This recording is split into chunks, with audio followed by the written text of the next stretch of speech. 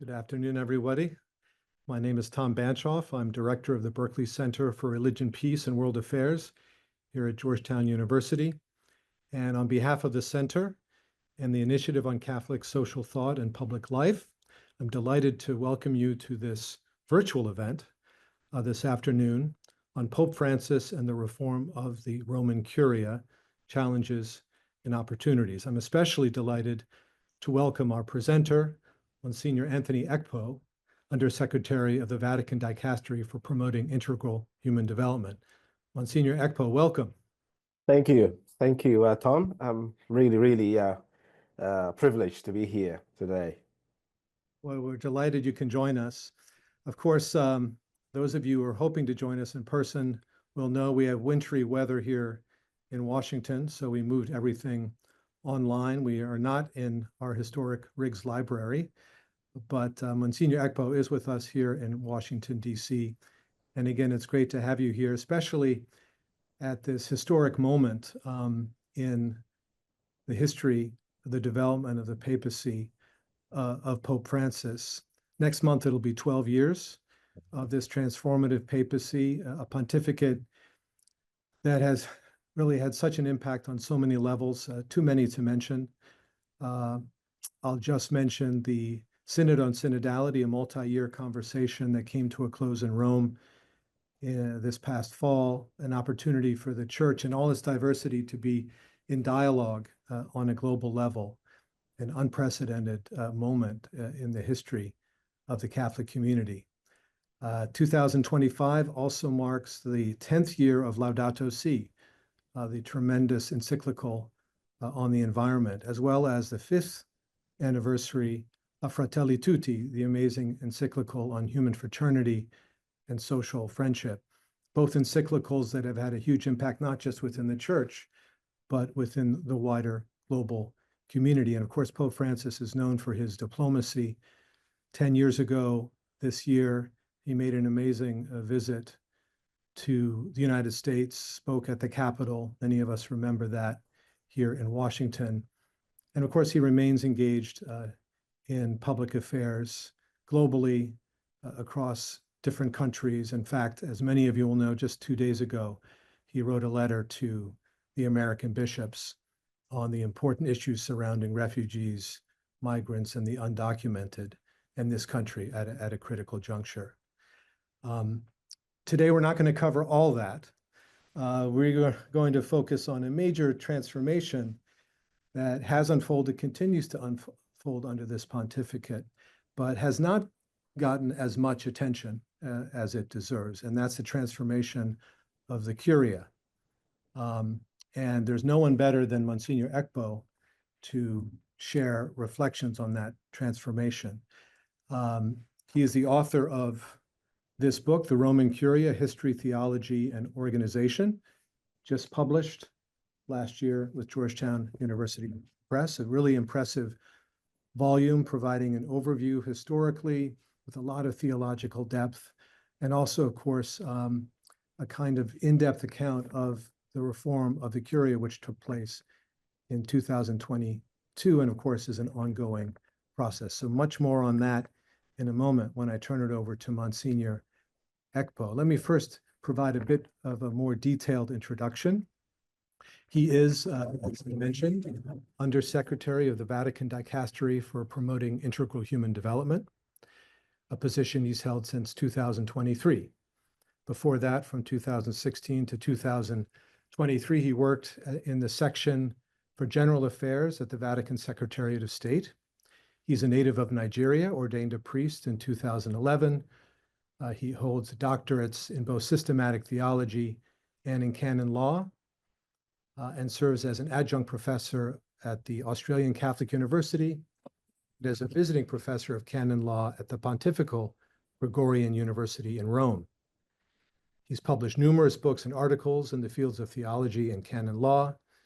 I'll just name a couple: The Breath of the Spirit and Temporal Goods of the Church from 2021, and of course, The Roman Curia, which I just introduced to you, and I encourage you to go out and grab a copy. So how we're going to proceed here is Monsignor Ekpo will present on our topic for, say, 20 to 25 minutes. I'll pose a few questions and then open it up to all of you. So at any point, you can submit your questions using the Q&A function, and we hope to get to as many as possible. So welcome, everyone. And with that, Monsignor Ekpo, I'm very happy to turn things over to you. Thank you, Professor Tom Banchoff, for that wonderful introduction. I welcome all of you, because I know that there's some professors and students who are following, and of course the distinguished guests and ladies and gentlemen who have joined us online this evening for this lecture, which, as Professor Tom has said, is on Pope Francis's reform of the Roman Curia and the opportunities and challenges it brings. Early in his papacy, Pope Francis said that a pope is neither a superman nor a star, but a man who laughs, who cries, and who sleeps calmly, he said, and a man who has friends like everyone else. He's a normal person who needs the help of others to do his job, which in this case is the job of pastoring the whole church, the job of being the chief pastor of the universal church. And that's what the Roman Curia is for. And over the years, popes have called upon the assistance of qualified women and men in the task of governing the universal church. The earliest papal assistants were in no way organized into a systematic staff as we have it today. Yet it could be said that they marked the beginning of what would later become the Roman Curia, which in the course of time developed into a grand organization as we have it today, capable of rendering great service to the universal church. And of course, it was Pope Sixtus V in 1588 who was the first to establish the Roman Curia, like institutions that assisted him. But before then, popes used informal assistance of sometimes their families and friends and those who are very close to them to run the whole church.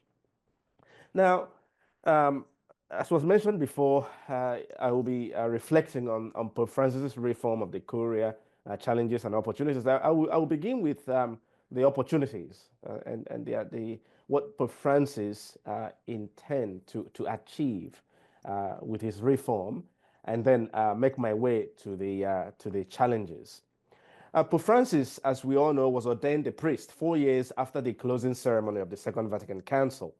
And while he does not regularly cite the Second Vatican Council, explicitly at least, the Council's ecclesiology and theological insights have proven to be the backdrop of much of his teaching. And this is demonstrated especially in the seriousness with which he has taken the theological principles of communion, of mission, of synodality, of subsidiarity in his reform of the Roman Curia. So he wanted the Roman Curia to deepen its commitment to becoming what it is, a structure that assists the Pope in his relationship of communion. So talking about communion, Pope Francis, with this reform, wants the Roman Curia to assist him in building the communion between him and his brother bishops, and between him and the Catholic faithful throughout the world. So he intends the Roman Curia to redouble its effort in making his spiritual and pastoral closeness felt in local churches and in parishes throughout the world. So communion with God is essential to Pope Francis, and also communion with one another, a communion that links all of us, both the clergy and the faithful. And he wanted the Curia to assist him, because the Curia is an instrument that the Pope uses to reach out to all the Catholic faithful. And the Pope's emphasis on communion as the chief task of the Roman Curia is also linked to another reality that is at the heart of the Church's self-understanding, and that is mission. So it's not surprising that the title of the document with which he brought about the reform is called Predicate Evangelium, Preach the Gospel. It's an imperative. It's a title that underlines the evangelizing and missionary outlook of the church. And so, in directing the Roman Curia to be more missionary, the Pope wants it to assist him in emphasizing that the outward mission of the church is lived by every Christian, and that in fact, every institution of the church must advance the path of a pastoral and missionary conversion, so that the church's customs, ways of doing things, times and schedules, language and structure can be suitably channeled for the evangelization of today's world rather than for self-preservation. A constantly growing communion is the mission of the church. And so this is a major aspect of Pope Francis's vision for the Roman Curia, to move from an institution focused on administration to one focused on the mission of the church. And so the emphasis is on service to the people of God, especially the marginalized and the vulnerable, which aligns with the Pope's vision of a church that is more pastoral and a church that is more outward looking. And another important theological insight which offers is part of the opportunities in Pope Francis's reform is that the Pope continues from, it takes something again from the Second Vatican Council, synodality. Synodality, as we know, refers to the process of walking or journeying together as a community of the faithful and as God's flock along the paths of history towards our encounter with Christ, the risen Lord. And as Pope Francis once said, a synodal church is a church which listens, which realizes that listening is more than simply hearing. It's receptive listening. It is a mutual listening in which everyone has something to learn. The faithful people of God, the College of Bishops, the Bishop of Rome, all listening to each other and all listening to the Holy Spirit, the Spirit of truth, in order to know what he says to the churches. And so reform is carried out within the context of communion through mutual dialogue in the Spirit. And aspects of this synodality are reflected in the provision that Pope Francis made in the Predicate Evangelium to ensure that members of the officials of the Roman Curia are appointed from different parts of the world, and that each person's diligence fosters the building up of an orderly and effective functioning which transcends cultural, linguistic, and national differences. And so synodality in the Roman Curia is also, and more importantly, reflected in the regular, as we have it today, regular, systematic, and more productive interdicasterial and intradicasterial meetings, as well as meetings of various institutions of the Roman Curia with the church at various levels, especially during the ad limina visits of the bishops. And so the Holy Father's hope is that synodality will be evident not only in the work of each dicastery, but also in the life of the church as a whole. And this explains the chief reason for the recent synod on synodality. And then there's another principle or theological insight which the Pope took on from the Second Vatican Council as well, and which is a great opportunity for us to grow into who we are as a church, and that is subsidiarity. Subsidiarity serves as the principle by which to regulate competencies between individuals and communities and between smaller and larger communities. So the principle of subsidiarity requires that all communities not only permit, but also enable and encourage individuals to exercise their own self-responsibility, and that larger communities do the same for their smaller ones. So subsidiarity is a principle consistently recognized in the social teaching of the church.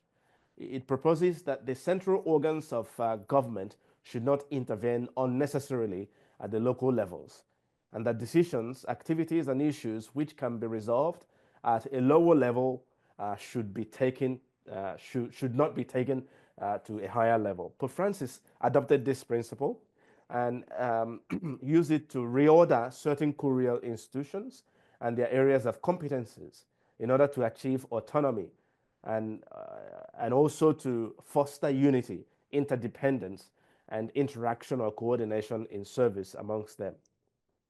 And in applying these principles to his Curia reform, Pope Francis helped me before Tom talked about my book, he helped me to develop in my recent book what could be called a theology of the Roman Curia. And that's why my favorite chapter of that book is the third chapter entitled the Theology of the Roman Curia. And why is it my favorite? There is the human tendency to see the curial institutions, so the Roman Curia as a whole, as a purely and exclusively human or political or diplomatic institution. And that's why, more often than not, some commentators see it as an inflexible and opaque structure that proves to be a stumbling block, sometimes even for the Pope. And that's why the Roman Curia and the papacy are oftentimes pitted against each other as if they were two opposing realities. But however, the Roman Curia is not a mere administrative structure. Instead, it is an ecclesiastical institution whose existence is embedded in the specific mission of the church and the Pope.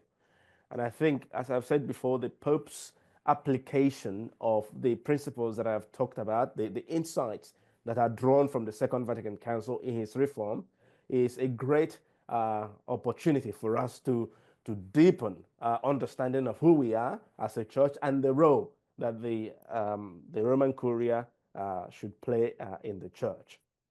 On the other hand, Pope Francis's effort to reform the Roman Curia involves navigating significant challenges, which may include resistance to change, the complex nature of the Vatican bureaucracy, and the balance between tradition and reform. An important challenge is found at the outset in the reading of the document with which Pope Francis made the Reform Praedicate Evangelium. One immediately is impressed with the fact that Pope Francis is seeking more than a pure organizational or administrative or managerial reform, but a reform that touches the very heart and mission of the church. He makes it clear that by the very title of the document, Preach the Gospel, and by his opening words, which says that preaching the gospel is the task that the Lord entrusted to his disciples. So this mandate constitutes the primary service that the church can render to every individual, and to all humanity in the modern world. So he presents his basic aim in preparing the document, that is, to better harmonize the present-day exercise of the Curia's service with the path of evangelization the church is living at this time. So the implementation of this apostolic constitution, this reform, goes far beyond ticking a few boxes within the curial offices to assess merely practical steps taken to implement the reform. So it requires discernment of how to align the structure and practices of every curial office more to promote and advance the preaching of the gospel, so that the community of believers can approximate as much as possible the missionary communion experienced by the apostles with the Lord during his earthly life, and after Pentecost by the first community in Jerusalem, the community that was guided by the Holy Spirit. So the Holy Father was well aware of the breadth and depth of the challenge he was launching. And so on 25th May 2024, he mentioned such challenges in an address to the national directors of pontifical mission societies and to the superiors of the and co-workers of the Dicastery for Evangelization, by acknowledging that need for both structural and administrative reform and personal conversion. And I quote him directly: "I urge everyone to grow in the spirituality of missionary communion, which is the foundation of the church's current synodal journey. I emphasize this in the Apostolic Constitution Praedicate Evangelium, and I reiterate it now, especially as you work on renewing your statutes. It is important for the statutes to be updated. Since a journey of missionary conversion is necessary for everyone, it is essential that opportunities for personal and communal formation be provided in order to grow in the dimension of communal missionary spirituality. let us not forget that the call to communion implies a synodal style. This means walking together, listening to each other, engaging in dialogue, even arguing, but always as a community, unquote.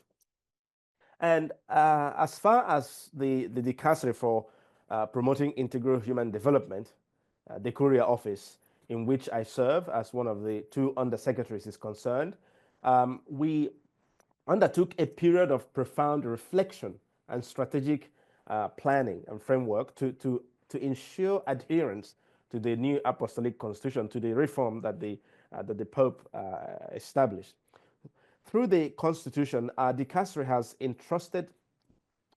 was entrusted with the objective to promote the human person and their God-given dignity.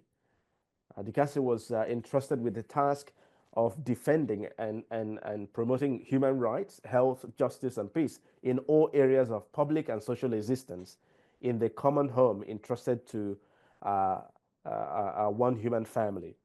And to attain that end, we initiated a thorough evaluation with aim of reconfiguring the dicastery in this manner. We discerned that our principal task was to listen, to dialogue, and to reflect in a synodal manner in an effort to serve integral human development by feeding the results back to the particular churches that deal with the promotion, protection, and full development of God's people. So in our dicastery, the dicastery staff is now organized in what we call 3 program sections. The first section is called Listening and Dialogue. And it is this section is like the antenna that enables us to listen to the cries of the poor and the cries of the earth. It's like a 2-way bridge between us and the local churches and its various ministries in the task of promoting integral human development. So they gather the cries of the poor and the cries of the earth. And they listen to local bishops who are dealing with different realities, different obstacles that are impeding the integral human development. And then they gather them. And then these cries of the poor and the cries of the earth are passed on to the second section, which is called the section for research and reflection. Excuse me. And the second section, their main task is to turn the cries of the poor and the cries of the earth into issues, in the sense that they gather these cries and they reflect on them in the light of the social teaching of the church. They reflect on the challenges and see how they can provide or they can discern and find out solutions to them through in the light of the gospel and in the light of the social teaching of the church. And then we have the third section, which is called communication and restitution. The tangible and useful results that has been gathered and reflected upon, and to give them back to or share them widely with local churches. For instance, last year I was in Cucuta for a meeting of bishops in the borders, bishops of the diocese at the borders between Venezuela and Colombia. And there, what was very, very moving for me was that I realized that for the 1 week we were there meeting and sharing ideas and everything on how we can assist migrants and refugees and ensure that no one is left behind, and to ensure that people have life and have it to the full. We ate for that 1 week were provided for us by refugees from Venezuela. Because the Diocese of Cucuta has an establishment called Nina Maria. So the bishop invested a lot of energy into building this Nina Maria, where refugees from Venezuela are taught how to cook or make cakes and everything.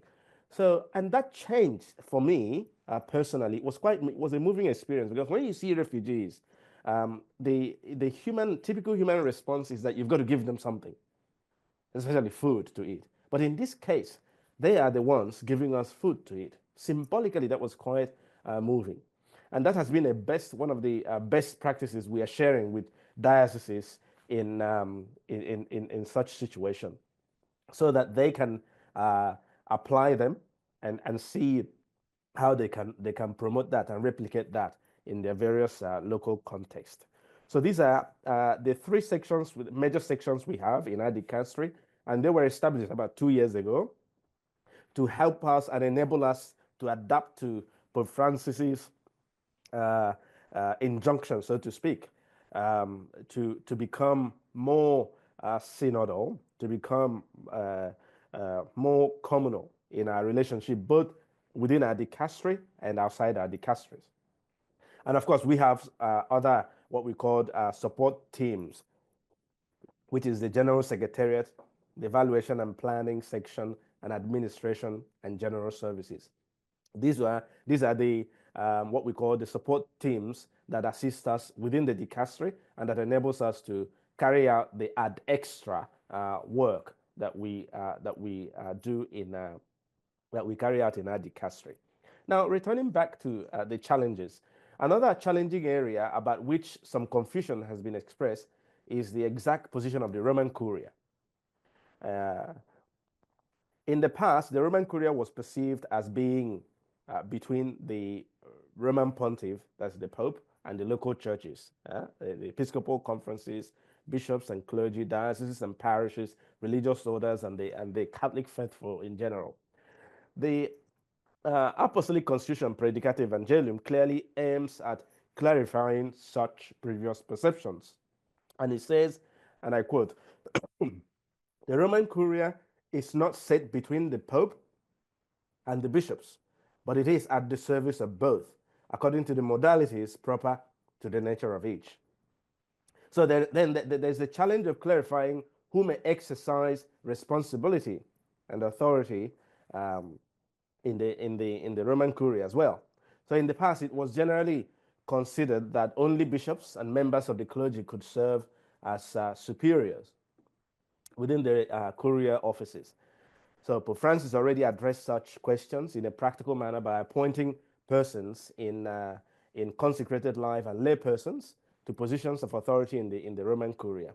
And he makes this even clearer that the power that the Curia exercises is a vicarious power from the Pope.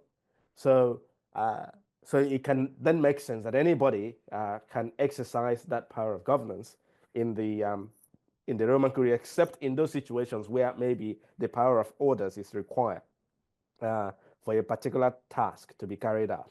And so the Pope recently appointed Sister Brambilla, the prefect of the dicastery for consecrated persons. And we have in the dicastery for laity, family, and life, a lay person who is the secretary, and the bishop who is the adjunct secretary. And he's already announced I think about 3 or 4 weeks ago, that Sister Raphael will become the first president of the governorate of the Vatican City State. And so there are other lay people and religions who've been appointed to key curial positions. That's still a challenge that a lot of people are still trying to wrap their head around, especially if you look at it from a canonical point of view, specifically when you talk about the power of governance. But since the power of governance is an issue that is one of the hot button issues, especially its exercise by lay people, it remains a debated theological and canonical question. But I believe that it is both a challenge and also an opportunity that should be understood by discerning the action of the Holy Spirit, which has never been limited to any human measure or imagination. So the Spirit is always, comes in abundance. He comes as a surprise and as a gift that overbrims any finite anticipation on our own part. Perhaps the final challenge to mention is that, as I mentioned previously, the Roman Curia has a reputation for slowness in change. The administrative and managerial reform may be accomplished before the deeper inner conversion, with which the Holy Father is challenging all the colleagues in the Roman Curia. and for that matter, all the members of the church. So he recognizes the depth of his challenge, and he urges us to pray to and be open to the breath and the grace of the Holy Spirit in this regard. For me, personally, I've been working in the Roman Curia for nearly 10 years now, and this has been an experience that has changed my life. It has also exploded many of the familiar canards and blown sky high, if you want, a lot of the myths. I have crossed paths with countless lay people, priests, bishops, religious men and women who are quietly and effectively committed to the service of the Holy Father. They are not faceless functionaries. Instead, they are women and men of remarkable human qualities and considerable intellect. They are people who are committed to papal service. But as the existentialist philosopher Søren Kierkegaard said, we live our life forward, but we understand it backwards. So life makes sense only in retrospect. It is only in retrospect that we will be able to fully understand and appreciate the amplitude, the innovation, and the depth of Pope Francis's reform. It's only with the passage of time that we can understand the length and breadth of his reform.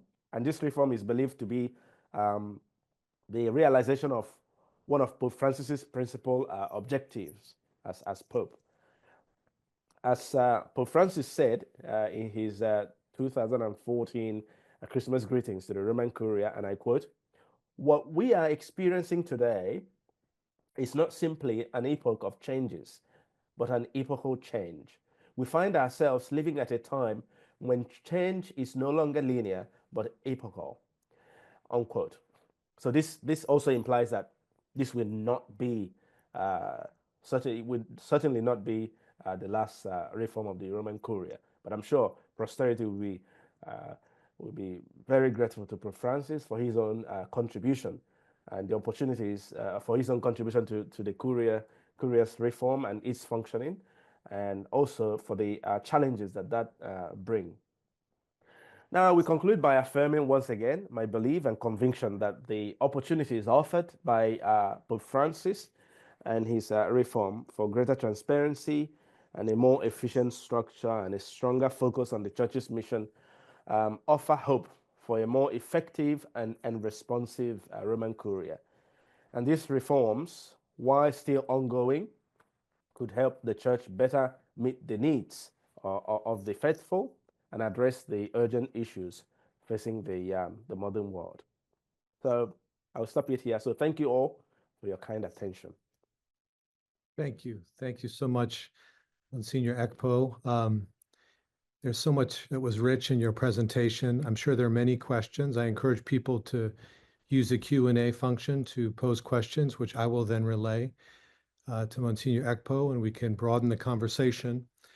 I was really struck, just to get things started, by the enthusiasm, almost the joy with which you spoke about the theological grounding of curial reform. And it's not something that one immediately associates with bureaucratic reorganization. And yet it's such an important part of this overall process. The idea that the purpose here is the mission, the purpose is spreading the gospel, it's serving the faithful and beyond. So thank you so much for sharing that in your personal witness, and also relating that to the work of your own dicastery, which is doing such incredible work around the world around issues of development and human development. We may want to come back to that. But I should confess that I'm a political scientist. So, you know, I think of this a little bit in governmental terms. And as you point out in your book very well, it's not a traditional state regime, and yet there's some similarities. And people think of the Curia as a bureaucracy, and maybe aren't as familiar as we are with terms like dicastery. Could you say a little bit about there's 16 dicasteries? You know, there's an ordering of the dicasteries, which is quite interesting. The dicastery for evangelization is first in all the lists, right? The dicastery for the doctrine of the faith which traditionally perhaps was considered primary, now appears to be, they're all equal, but is second on the list. And then there's the role of the Secretariat of State, where you served for many years, which is also something people don't necessarily understand. So maybe a little bit about the dicasteries, how they relate to one another, but also the hierarchical ordering and the relationship to the Secretariat of State. Thanks, Tom, for your question. Now, some people would argue that the placing of the dicastery for evangelization is an emphasis. Pope Francis's emphasis on evangelization, and I'm one of those who would argue for that.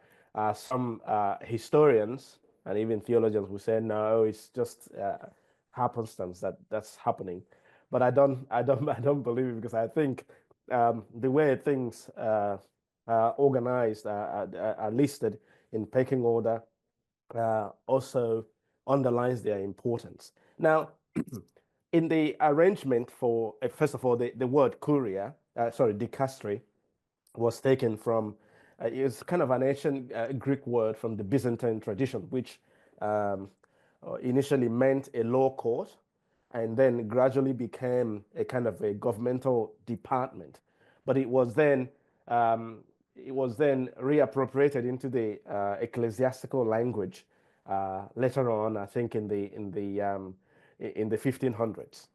And I think Pope Francis adopted that term in order to run away from what used to be one of the weaknesses of the reforms that preceded his, and that was that some people saw themselves, especially if they are congregation, because in those days we used to have congregation for the doctrine of the faith, congregation for consecrated persons and everything, and then some are pontifical councils. So now pontifical councils see themselves as kind of less important than congregations, whereas here Pope Francis wants to emphasize that all curial institutions are juridically equal. And so he made what certain curial institutions that were pontifical councils before, he turned them into dicasteries. For example, the dicastery for papal charity. It wasn't a dicastery before, it was just an office, but the Pope wanted to emphasize the importance of looking after the poor. And so he made it a dicastery. There are other, Pontifical Council for Interreligious Dialogue, he made it a dicastery. So he called them dicastery partly to emphasize the fact that all curial institutions are juridically equal. And also in naming something, you emphasize or bring to the fore the identity of that thing. And I think the listing of these dicasteries, and some of which were pontifical councils in the past, is a great emphasis on the fact that the Pope wants all the dicasteries to be juridically equal. So now on the list, you have the Secretariat of State, which always comes first. The Secretariat of State is like the Foreign Ministry and the Ministry of Interior combined. There, you have the first section. I was in the first section for 7 years before I was transferred 2 years ago. Excuse me. The first section assists the Pope in drafting speeches and homilies and things, and also in translating documents and also doing interpreting for the Pope. And when I was there, I used to assist with interpreting. They are also involved in preparing documents for the appointment of bishops in the papal bulls, appointment of people into senior positions in the Roman Curia. Then you have the second section, which is the section for relations with states and international organizations, which assists the Pope in terms of his engagement, diplomatic and political engagement, so to speak, because the Pope wears two hats. One is that he's a religious leader. In that sense, he's a prophet. He speaks prophetically, he speaks the truth. But then he wears the diplomatic hat. And as you know, the quintessential a definition of diplomacy, which is telling people to go to hell in such a nice way that they look forward to the trip. So the Pope wears these two hats. The second section helps him with the diplomatic hat. Now, the third section, which is a section that oversees the affairs of the Holy See's diplomatic personnel, nuncios, counselors of dicasteries, excuse me. So they see to their welfare. Like if they're sick or approaching retirement, they make sure that they're looked after. So these are the three sections in the Secretariat of State, and they assist the Pope personally. And then there you have the dicastery for evangelization, which is divided into two sections.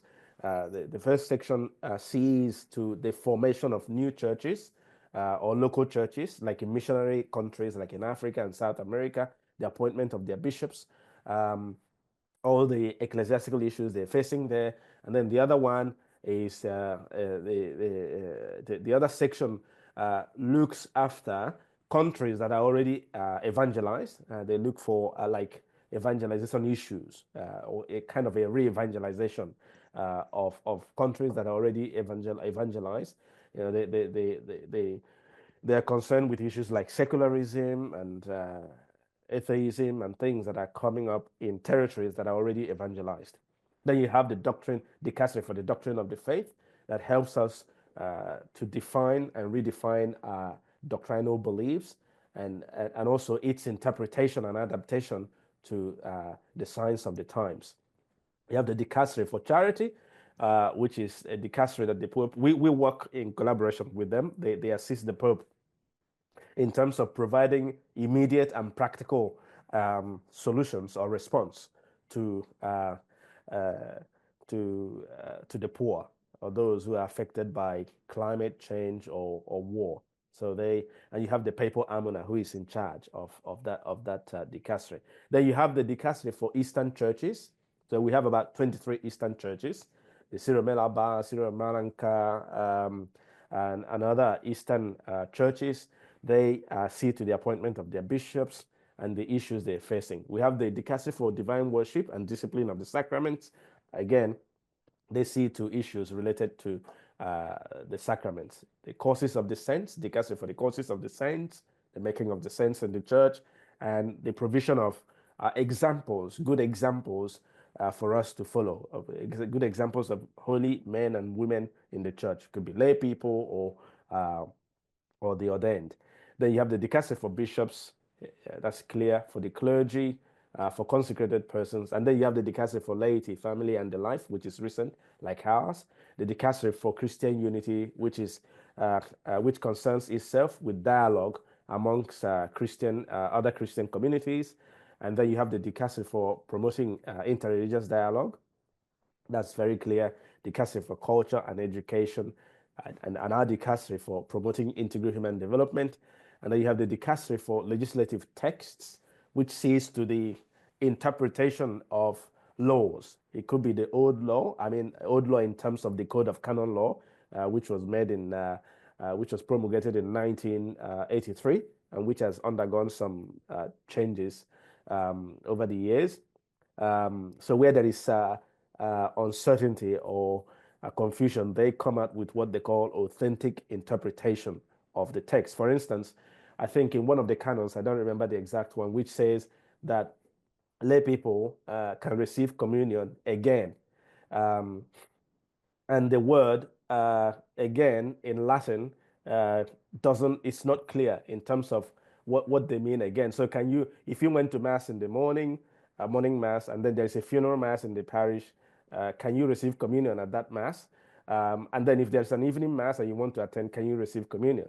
So they said, no, the word again in this context means that if you went to mass in the morning mass to receive communion, you can receive communion again at a funeral mass, but not at a third mass. So the dicastery for legislative text seeks that. And then we have the dicastery for communications.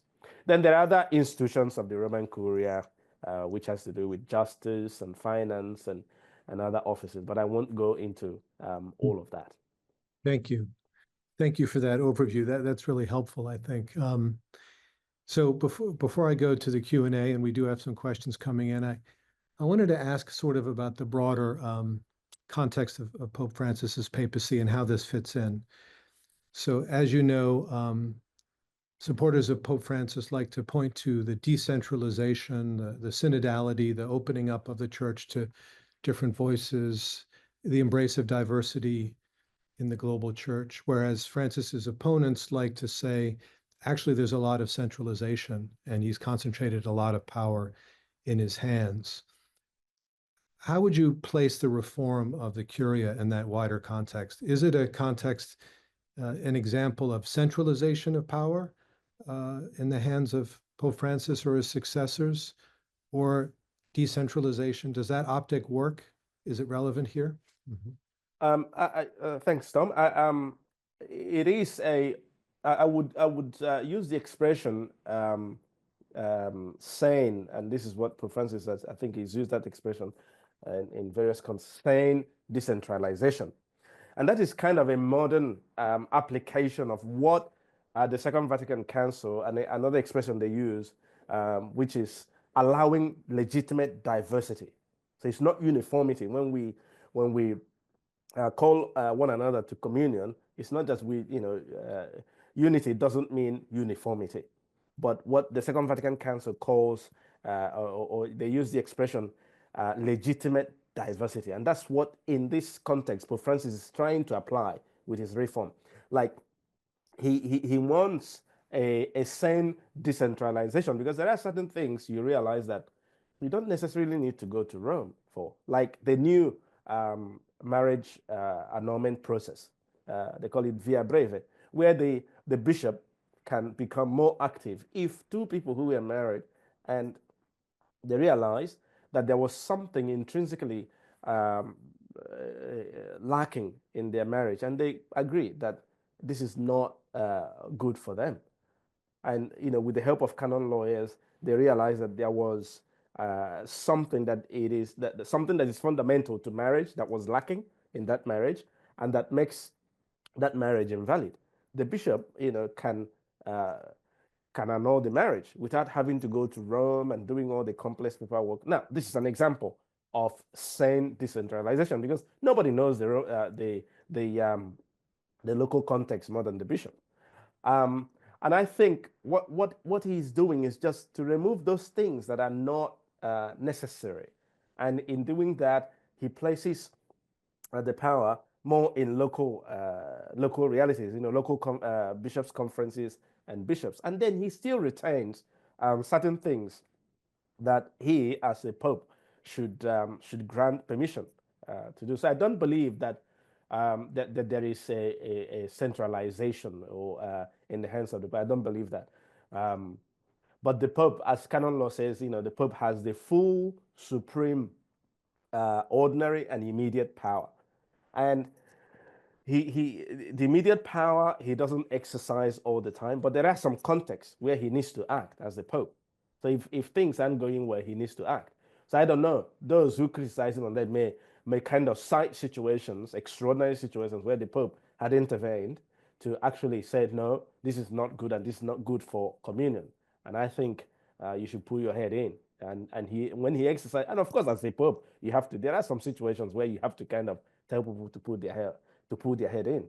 And but overall, I don't believe that the Pope has kind of concentrated power in his hands. I don't believe that. But what he has ended up achieving, or is time will tell, is that he has kind of established what he called, and I maintain, like a kind of a sane decentralization, which is a kind of a contemporary application of an insight that was discovered at the Second Vatican Council, allowing legitimate diversity. Thank you. Thank you. And related to this, we have a question from Jim Wickman. Can you say more about the nature of authority in the Curia being at the service of both the Pope and the bishops? In what ways is authority practiced differently across the dicasteries? Mm-hmm. Okay. Now the word "and" is where the rubber hits the road here. You know, we serve the Pope and the bishops, because the Pope is still, the Pope is a bishop primarily.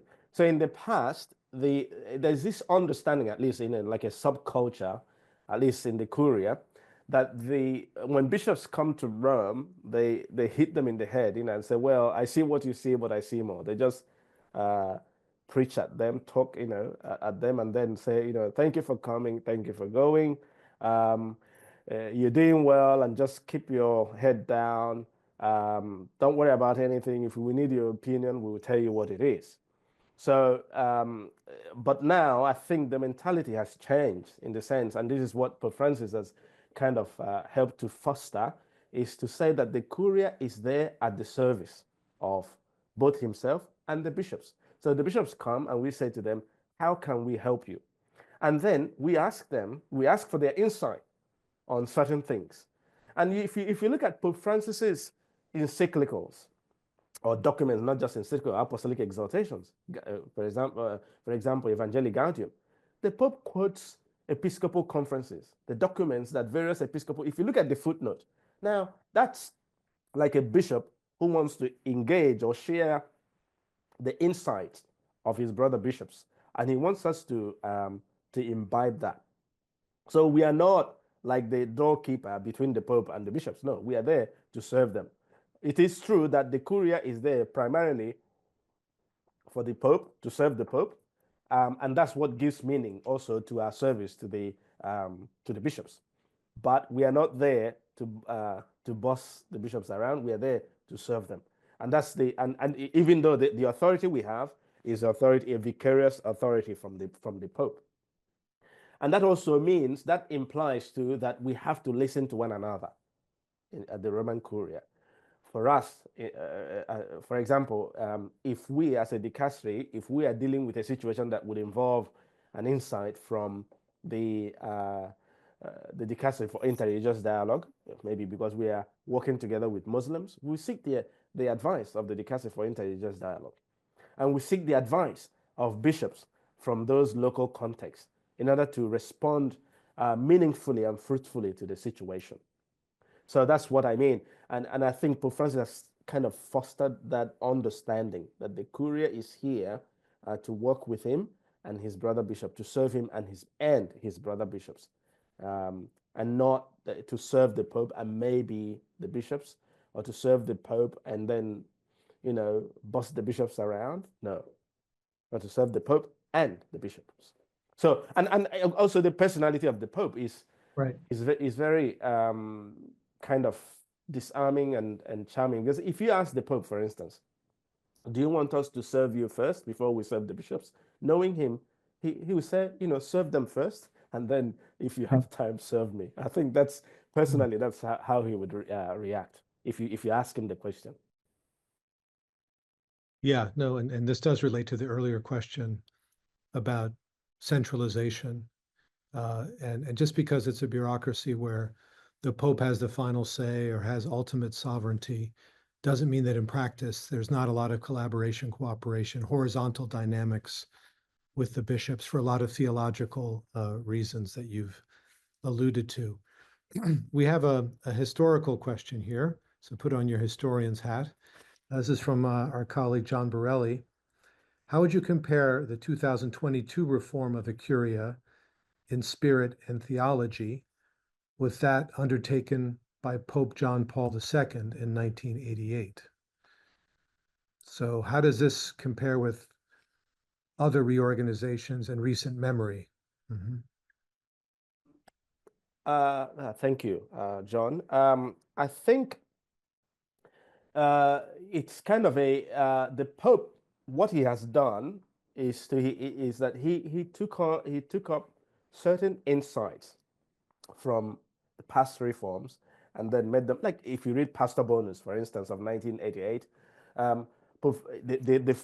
the introduction is so rich in theology, and you know the fact that the Curia is missionary, it's not just a reality that, that's kind of picked up today. There in Pastor Bonus, Pope John Paul II St. John Paul II made reference to it, but it was kind of one amongst many other things, where he talked about the courier as being missionary, and that the work that the courier officials do, the work we carry out, is hidden, but it is still a pastoral and missionary work, So he mentioned that. But I think the difference is that Pope Francis has met this, the lens through which he sees the courier. And this is where, the difference is. He's made the courier missionary and the whole church missionary. He wants us to roll out the wagons, even to strange places. He doesn't want us to be inward looking and everything. And he wants the courier to assist him to achieve that. The issue of, for instance, the quinquennium, the 5-year service, was established by Paul VI in 1967 with his reform.